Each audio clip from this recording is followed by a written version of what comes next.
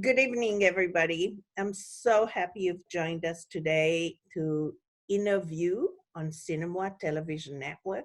I am so excited to interview certain members of the cast of The Tax Collector. It's the #1 live streamed movie in I think it's on Amazon or Apple TV, on all of the above. And with me tonight is one who's an incredible, dear person who I love so much, and I'm so excited to have her again with us. And it's lana.parrilla, who is playing this incredible character, which is so real. You really have to see her because it's a very difficult character in this movie, and she really brings a certain reality to it that blew me away. And then, of course, we have Cheyenne Hernandez, who's playing Gata, the bad girl. Yeah. And she does an incredible job, too. So welcome. And I can't wait to enter into this conversation and let it reveal itself. You heard of me?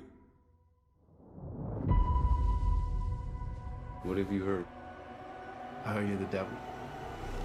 I might be. Come on, fool. Good, eh? Every gang in LA has to pay their taxes. What's up, Holmes? Wake up. If you're stacked short, go rob a bank. Rob your own mother. There's no excuses. Do not test that. Whoa, hey, whoa. You guys look like a couple of monsters. Who the hell, man? Yeah, but I'm at peace with that. Son las 12 de la madrugada, mirándome en el espejo. What's up, Johnny Cash? How about that time you gave me like 3 different STDs? Are you kidding? Just kidding. Just kidding. You got your wife, you got your kids, you got your castle. Daddy! I'm supposed to terrorize the herd. That's my function. God allows me to walk through darkness and come back into the light. What did you see, man? I heard that you were this big bad gangster. You're taxing 43 different street gangs. That's thousands of dudes in the most violent subculture in Los Angeles. The count's short. Who are you? I'm the future, and you the past. Got your kids. You want to buy them back? You don't think he wants to spill blood? He wants to cut your heart up. Can't run with what's left. I got a 380 on each ankle, 38 in my right, 25 in my left, chopper in the trunk, Glock in my belt. I'm on it.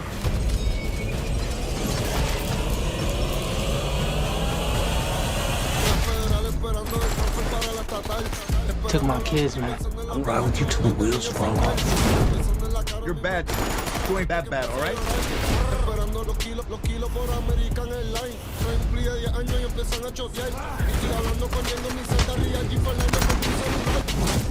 Open your mouth. He'll splatter your brains out. I don't want that. I do. I want that. I can't tell you how happy we are to have you on the show INNERviews, because this entire effort of this movie touches a nerve in our entire country, but also in Los Angeles particularly, because we have a world within a world that very few people really understand. And I think this movie is so real in terms of how it interpreted that whole culture.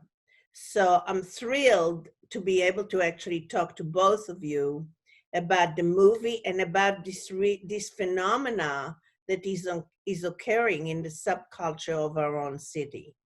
So first of all, Cheyenne, welcome to the industry and welcome to the film industry. And we are so happy to welcome you. Hello, my name is Cheyenne Hernandez. I am 5'6". I live in Los Angeles, California. However, right now I am in Melbourne, Australia. What is this? Are you feeling mentally healthy? No, you don't do that. I'm not insane. You're the one who woke me up in the middle of the night over some dishes in the sink, punched a hole in the fucking wall. I drank too much. I went too far. I'm sorry. It won't happen again. I picked glass out of Maddie's hair last night, Sean. I didn't mean for that to be so close to her. I never hurt her. You know that. No, I don't. I pay the bills. I let you mooch off me. If you walk out, you'll have no one. I know that, Sean. I am well aware of just how completely fucked and alone that I am. But I will not pick glass out of my daughter's hair again. I may have no one, but Maddie's got me. You know that? A real privileged Whoa, Lena, relax. Hey, you, and your little boyfriend. You too.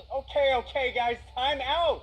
Stop all this ruckus. Rich, buddy, until you have to sit there for 2 hours to find a warranty for a fridge that these two asshats broke, trying to ransack your apartment, get off my dick. I know this is your first movie, and it's the most amazing entry into our industry because you truly wear the character brilliantly. And I was actually stunned and surprised how honestly you took on this character and how you were wearing this character so well. Now, you know, knowing that you actually were in the army and, you know, and you really dealt with the whole issue of survival from a whole other aspect. Tell me, how much of that did you carry into the film? And where did you find that whole historical level in your life come into play? Well, I definitely carried a lot of my soldier self into being Gata. And I feel like throughout my life, when I've had to go through these periods of just raw survival, I mean, I was homeless in LA too at one point. So when I went through that, I still had these inhibitions within me, which was, you know, still be kind, still be honest, be truthful, you know, be giving. And so it's like you have your moral compass that's inside of you that you're circling around as you're surviving. So in order to be Gata, I had to get rid of those inhibitions. So Gata is just pure, raw, animalistic survival. So she is what happens when humanity allows the worst of itself to surface. She is when you stop caring about who thinks what, who says what, you don't care who lives or dies, you only care about surviving. And so it was hard, and even on set, there was a couple of times where my humanity did come out. And one in particular was in that scene where I'm hammering Shia. I know at one point, Conejo had this cigar, and he moved it away from his mouth, and some of the ashes fell on Shia. And so I'm very in this scene, and I'm supposed to be hurting him, and all of a sudden, the humanity part of my brain just kind of ticked. And I was a combat medic in the Army, so I ran to the medic and I was like, aloe, aloe, aloe. And then they gave me aloe, and I come back and I'm rubbing aloe vera on Shia's chest as I'm supposed to be killing him, you know? So it was a constant struggle and battle in my mind for who I am and who she is, and letting go of who I was to become her. But the soldier part came in when it was dealing with weapons, when it was thinking about this dog-eat-dog world, because when I was in the military, it was really hard. It was survival. I was one of the only females in an infantry unit. So it was a struggle every day to be myself. And so I wound up choosing not to be. Now, that's amazing. So when you're talking about Gata, you know, she obviously had a whole life before the entering this moment of her life, where all of a sudden it was about pure survival. And she had to survive no matter what. And the only way she knew how is by eliminating any kind of conflict that could be dangerous. But who was Gata before in terms of your perception of the character? Well, I actually have journals of her past life. That was the amazing thing about working with David Ayer, is he gives you this character, but he allows you to write their past so that it can be authentic. It can be real for you when you're on camera. So I have journals of where she was she was sold. She was sold and she was used. And so she took what she thought was her weakness, which is, you know, people wanted her because she was cute, she was pretty. And so when she was sold, she was used a lot. And so in order to kind of take back her power, she decided, I'm going to use my sexuality as a weapon now. And so everybody else around her became her toy. She was no longer anybody else's toy. And that's why she has this, I don't care about life or death. She has this cold detachment from that disables her ability to feel anything when she's killing somebody. And that's really interesting. And Lana, you can jump in, but I know, for instance, I've been working with the Congress and the Senate and the government for years and years and years against sex trafficking. Now, it just so happens that sex trafficking is a $91 billion business. And right now in California, we have 600 girls who are in prison for life without parole, most of them colored. They were actually put in jail as teenagers and preteens. They were sold, raped, tortured, and whatever by their pimps. And not one pimp went to jail, but all these girls. And it's because they killed their pimps that they are in prison for life without parole. And so I was thinking about that when I was watching you. Now, what I find when I visit them in prison is that they've put such a shield, they feel nothing, you know? And I felt that from you, and I was wondering, where the hell did you get that? I mean, it's not like I've seen you over there, you know? So. Yeah. The thing is when I saw Gatha's role, she didn't have too many lines or anything, but she was this cold, calculated killer. And I had to understand, how does somebody get that demented? What happened to her to make that justifiable in her head? So I gave her that backstory of she was used and she killed her own father because her father was the one who sold her because she wasn't doing what he wanted as far as joining the gang, and he killed her mother. So there was this whole backstory on what exactly twisted her from the inside out to make her that way.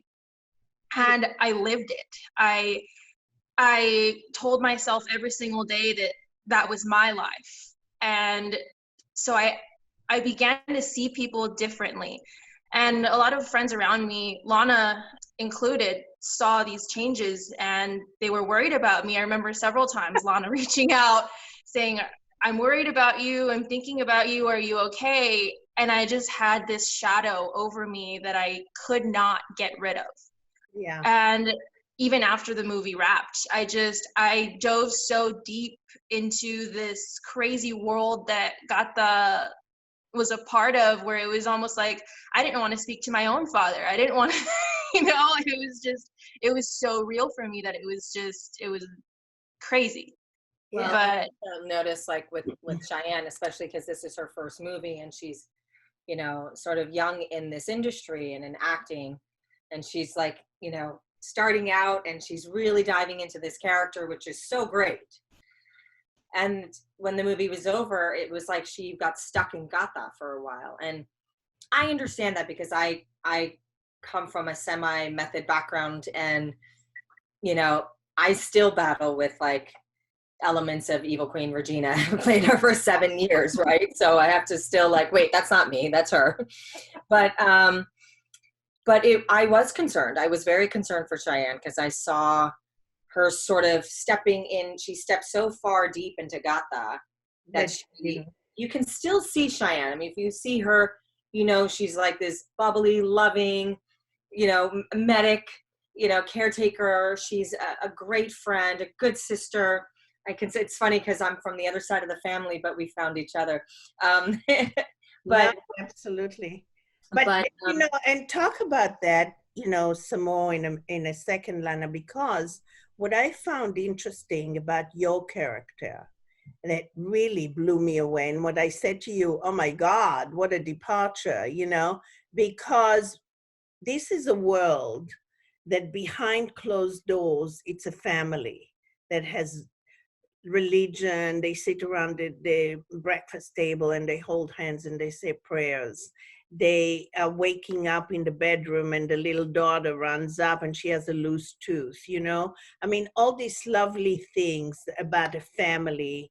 And then you are there, and it was so interesting to me because the reality of the machismo was something that was emerging even behind closed doors. And I could see in your character, you know, reacting but not reacting and accepting, you know? And so my question to you is, you knew that behind those closed doors, there's a jungle.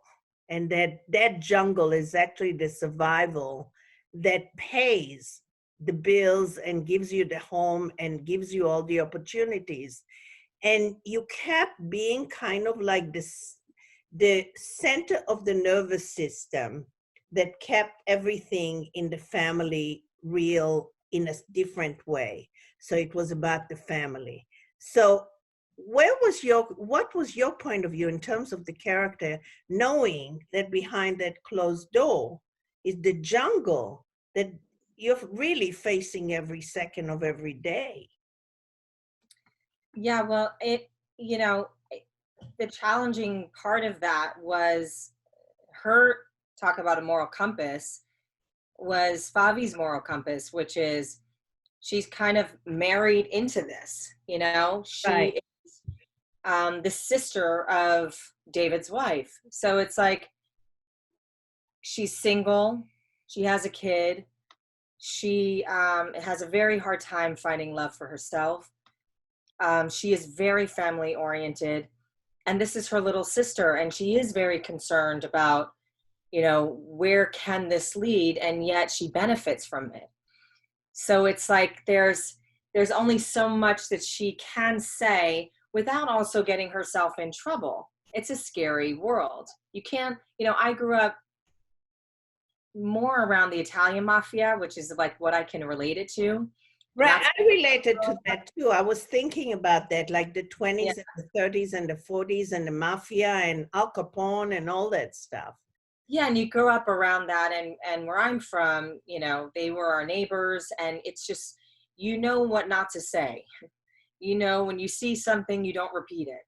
You know, so that for me was kind of like what I brought to the character, because I knew that, you know, there were some moments where it was a little bit, you know, not everything made it into the film, but there was a scene that didn't make it into the film where you got a little taste of how Favi felt about her brother-in-law, David. And there was a very evident dislike for him and what he does. There was a judgment, and yet, you know, she still loves him, but she resents him, and she's really fearful for her sister more than anything, and the family as a whole, and trying to keep everyone together. But she also, you know, she also is envious of it too. She's also envious of the life that her younger sister has. She wants it, yet she doesn't want it like that. She wants love, she wants the big house, she wants the money, but she doesn't want it in that world. You know, so there was a part of that was there in the character. I don't think we saw it in the scene because it wasn't really, it didn't make it into the film, but there was a bit of that beginning of the dinner scene where that conversation was taking place, and you can see it with looks and the exchange between David and Favi and her sister and Favi. And you can see that there was like this envy, yet protection. She was constantly conflicted with, you know, her feelings about her sister, the situation, and her own needs. So it was a very complex, layered character that I had a great time playing. And then later you see when David actually pays for the quinceañera just for her daughter, you see that she's really kind, and she's thankful and grateful, and she's trying to sort of, you know, I guess, accept him on some level. That was my backstory. There was a lot of stuff that we have, like Cheyenne was talking about, like David said, you know, here, do what you want with this character, and then he would have conversations with us about it, but I'm not sure if all of that was prevalent in the performance. I think yes, so. it was, because there Okay, were moments where I saw your conflict in your eyes, because you were kind of like looking at him and looking at her. Yeah. And looking at the little girl. Yeah. It was so weird, just the way you looked at them. And I think it really did come from within, because something made you think about, what is this? What is this? You know? And Yeah, it was so sure. prevalent, even though it was so subtle, I loved it. Thank you. It's that what It I would love to see more from actors, is this the language from the eyes that tell you more than dialogue ever does, you know? Yeah. And was he said so much in one word. And when I saw the movie, I know. And you said the part where, okay, so when David is giving Favi a whole bunch of crap at the table, and then Favi says, Alexis, it's just with that one word that just says like, that Favi has complained to Alexis a million times about all of this, and she's kind of telling Alexis like, if you don't shut him up, I will say everything that is not being said right now. And so when you said that, I was like, No, that's great. But let's talk about the reality of what this movie says, because I think that's what this interview should encourage people to see, because this is happening right now in this town, in East LA, all the time. I told you I did a documentary about East LA called How We Fell Out from the Grace of God. And I spent a lot of time with 18th Street Gang and the leader of 18th Street Gang. And one of the things that he said to me blew me away, because he said to me, well, it wasn't any different when it was my father. He just wore different clothes, you know, and he walked me down on the bridge where his father was when it was all the zoot suits and all those wars, you know. And I realized, and I talked to Eddie Alamos about it, and because he had done so much in that, about that whole thing, and he said, yes, it is so, you know, the whole thing is generational, but it's happening out there, and it's happening in a different way than any of us understand, because it's never on the news, and people get killed, and it's a whole world on its own. So my question to you, Lana, particularly, because I know you, and I know when you do anything, you take the entire encompass and you bring it in, and you look at it all, and you narrow it down into the culture you are emerging into, you know? And so I want to know, how much time did you spend really understanding this whole culture, and what it meant to you, and how you related in your own life to it? And I know also that when Black Lives happened with George Floyd, you were the first one to go on Instagram and make big noise about it. You know, the first Instagram I received was you.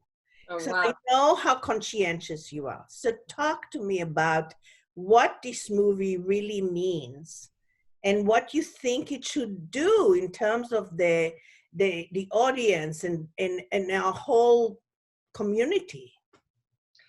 Well, you know, this movie is very complex, and the thing with David Ayer is he has this gift of and also background of being on the inside. You know, Right. this is a world that he is very familiar with. He is a combination of Bobby Soto's character David, Right. and Shia, and he really is. And you know, there was that whole I think there was some sort of talk about Shia being, you know, being brown face or something, and I couldn't disagree. I mean, there are a lot of these white people that grew up in the hood. I knew it, but I come from Brooklyn, so we always had like White Boy Mikey, you know, and we always knew guys like this that grew up in these Latin cultures and in these communities. that were really, really influenced by it. And so that's how I saw Shia's character, and I knew those guys. And I also knew the guys in the hood, you know, the guys that were selling drugs, the guys that were killing people, the guys that, and they were my neighbors, you know, except it took place in Brooklyn. So for me, seeing this world, just being in Los Angeles, how I understood it was how I understood the world in New York City, which it was more gang related. I feel like LA is a little more segregated than it is in New York. In New York, you have like your gangs, you know, but in LA you have that too, but sometimes it's like you have more of your communities, where I feel like in New York, a lot of people are kind of mixed up, you know, everyone's right. kind of, You have territories here, like 18th Street gang has their own territory. right. Then some of the other gang, Hazard Street gang, is around Hazard Street. So it's divided by territories. Yeah, and in New York, it's similar as well.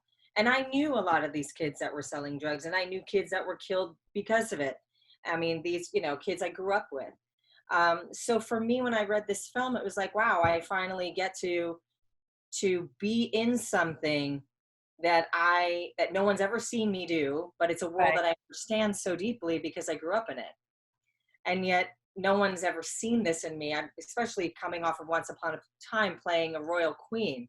That couldn't be further than who I am, you know, as a person.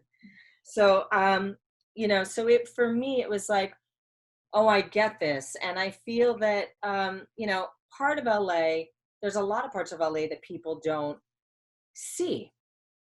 And we filmed in South Central. We were in these parts that were dangerous, and yet we were protected because we were doing a movie and we were telling their stories, and there's a level of respect that comes with that. Right. And it's a very complex world. I can't judge it because who am I to judge? But I think it's an important film because we have to, it's educational. And no directors Exactly right. It's educational. And I read the reviews and stuff, and I don't think they understood. I spent an entire year there, so I understood it. And that's why I'm so eager to talk to you guys about it, because it's very real.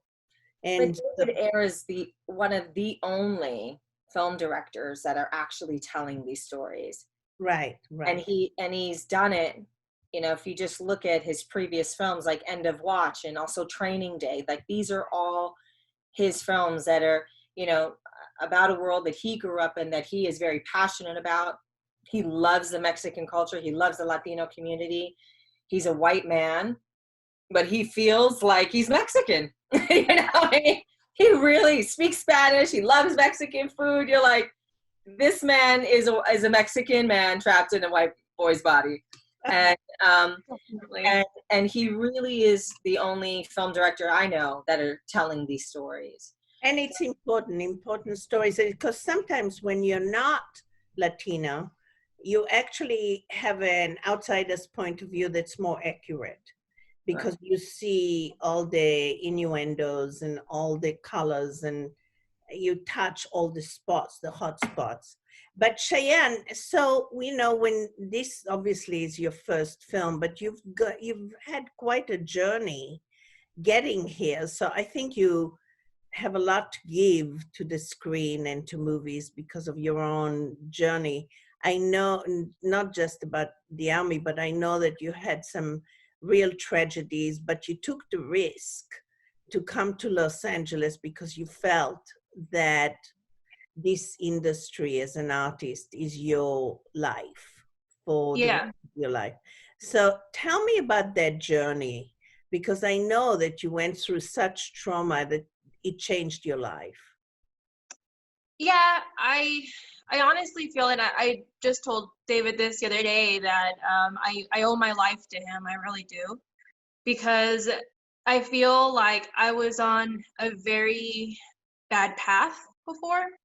My brothers, if you read, were killed by a drunk driver. And so when that happened, I was very suicidal. I was still in the military, and they put me on very heavy medication just to kind of make me less crazy.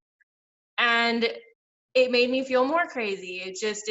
I became a zombie. I didn't feel anything anymore. I was alive but not living. I tried to commit suicide a couple of times, and I didn't want to be on this planet anymore. It was just as simple as that. I felt like before, it was when I thought of having kids and getting married and having a life, it was my brothers, their kids were going to be there too. You know, it was going to be our family parties. It was going to be, we're going to have the quinceañeras together, where everything was with them. And I had this picture of what my life was going to be. And my little brother and I, we were going to be on the big screen together. And he was going to join the military and he was going to get stationed with me. So when that life just no longer existed, I didn't have a plan B. And so I fell into a pretty dark place. And then when I realized that I wasn't keeping my promise to my brother, I had promised him when he passed that I would do this for both of us, that I would live out all of our dreams. So I still have to get a pilot's license as well for my big brother Joshua, because he died, really wanted to do that. And so I realized I'm not keeping my promises. If they're watching me, they are angry because they were watching me just wither away. And so when I moved to LA, it was one of those things where it was like, either I'm gonna die or I'm gonna go do this. And I went, and it just started happening. And yeah, I was homeless for a while. It was hard. But I had this feeling of, and the best way I can describe this is I felt when I was on the right path and I did something closer to getting me here, I felt like there was air in my veins. And I felt like I was just going to fly up at any moment. And that's how I knew, stay on this path. You're doing something right. You're doing something right. And then it was like I would meet people and I would see something in them that I can't explain. And then one of them was my acting coach, and she just saw something in me, and she's like, I see something in you. I think that we can do something. And then she introduced me to my manager, and he said the same thing. And then David Ayer said the same thing. And then Lana said the same thing. And it was like I have these soul connections with people that let me know I am exactly where I'm supposed to be. And Lana pulled me out even more of that dark place that I was in, because even through Tax Collector, I was in a really dark place. After Tax Collector, really dark place. And I felt like Lana and our best friend Trish, they just loved me through it. And I felt like I was existing. And then now I'm where I'm supposed to be because of love. Like I was a soldier, so I had combat boot calluses. I didn't know how to walk in heels. Lana taught me how to walk in heels on set. And I would stay the night at Lana's house. And, you know, some women, they can be petty. You know, if they're going to teach you something, they're going to make sure that you feel less than them as they're teaching you. Lana, we would wake up and she would just be very, very sweet and go see me doing my makeup and then say, well, this is how I do my makeup. And then she would do her makeup. And I didn't feel like she was like, no, you're doing it wrong. I felt like I never had a big sister. And I felt like Lana was just being my big sister. She was teaching me how to put on makeup. She was teaching me she's still teaching me etiquette. Doesn't always pan out, right? But you're doing great. Beautiful. It's so beautiful. I mean, the first time that I met Lana, I felt like I was meeting somebody with his heart as big as an entire nation, you know, and it's so beautiful, Lana, that you really reached out, and it's what it's all about, you know, if we can all just reach out to each other and help each other through difficult moments, we all win, because what else is there, you know? So how's your life now? I mean, have you been able to find a place and people, and is your life? I still have Lana and Trish. They are, when I get married one day, they're going to be in the wedding. That's how much I love them. But I think that through Tax Collector, I learned how to love. I learned how to love myself. I learned how to love other people and let other people love me. That took a bit. Like, I know on set, Bobby Soto, he would come up and hug me, and I would kind of just tense up, and he'd go, "Love me back." And so I'm like, okay. And so I had to learn how to be comfortable again in my own skin on set. And then after that, it was like, I don't know, I was just more open to life. I feel like I was just guilty. I was guilty that I was alive and my brothers weren't. You know, I was guilty that every time I smiled, every time I laughed, I just felt this overwhelming guilt.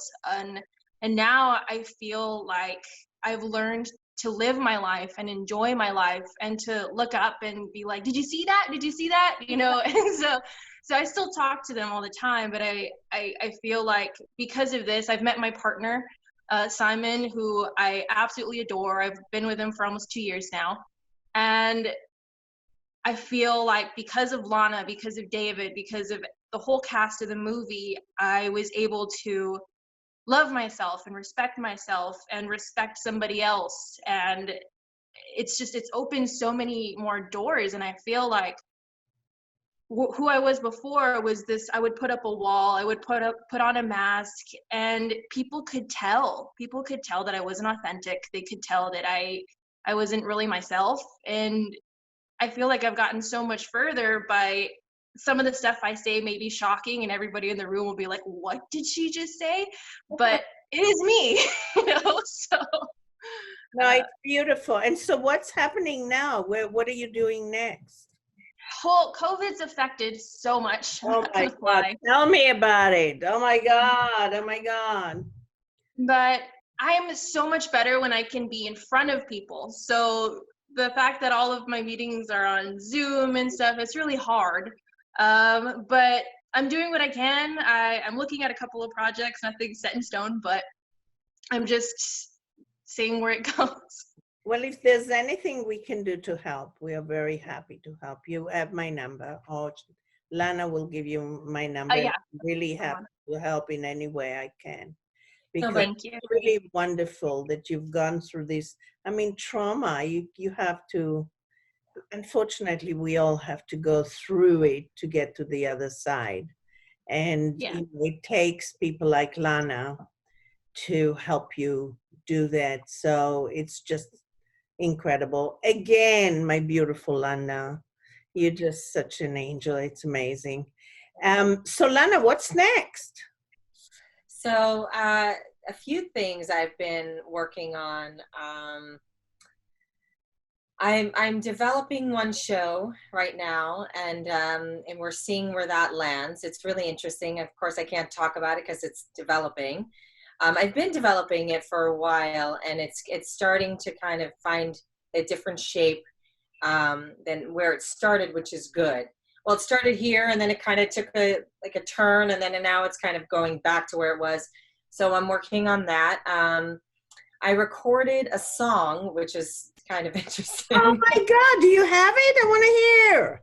So the DJ, his name is Glow Vibes, and he's Italian, and he asked me if I wanted to lay down some tracks for him, some song, and I was like, oh my God, okay, sure. Let me read the lyrics. And I read the lyrics, and I read it, and I was like, yeah, let's play. So now it's like dance house music from the 90s. And that's like, you know, so New York style, right? So he has like a very like old school vibe to it. And he just sent me the cut yesterday, and he's like, do not let anyone hear this just yet. So I can't let anyone hear it just yet, but I finally just got it yesterday, and it's really sounding great, and I'm really liking it. You know, when you sang before, I was like, we talked about that. Yeah. I mean, I love it. I just love glad you're doing that. Thank you. Oh, and wonderful. It's so, you know, it's been this like, it's one of those things where you just don't let opportunities pass you by. Exactly. You know, something came to me, and I had a choice, and I thought, well, why not just go for it? You know, so I did. And during COVID, it's an opportunity to try new things. I started a t-shirt sort of streetwear line called Keep It Regal, and I love it. People are really responding well to it. You can find it at keepitregal.net or keepitregal.com now will take you to the other website. So that's doing well, and I'm having fun designing shirts and sweatsuits and things like that. So, and hoodies. I love it. I love it. So I'm trying to branch outside of my acting career and try other things, and seeing if, you know, whatever lands, and just being creative is the most important thing for me. So I think the industry is beginning to figure out how to do productions in this period, because I don't think the virus is about to leave us. You know, I think we're still having to go through some changes. But the key is just to be loving and caring and reach out to each other and try to promote each other. And, you know, and we're here for you, and you know that. So this is all going to be good. It's all going to be good. But this movie definitely should get people to watch it, because it definitely unveils the realities that we need to unveil in our community. And it's not only here, it's in New York as well, and everywhere in Texas and all of that. So I think it's really important. I think you guys did a brilliant job. I mean, the acting in this movie, and Shia, oh my God, you know, he creeped me out.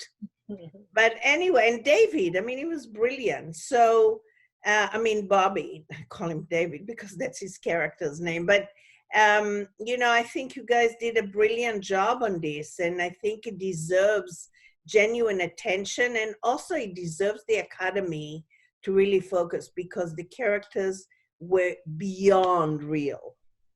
And I just have to congratulate you, really. Thank you. So thank you so much for coming on INNERview and on Cinémoi, and I love you. And Cheyenne, you're going to have a wonderful future. You are. Thank you so much. Blessings. And Lana, I love you to death. I love you. Thank you. So good to see you. Thank you.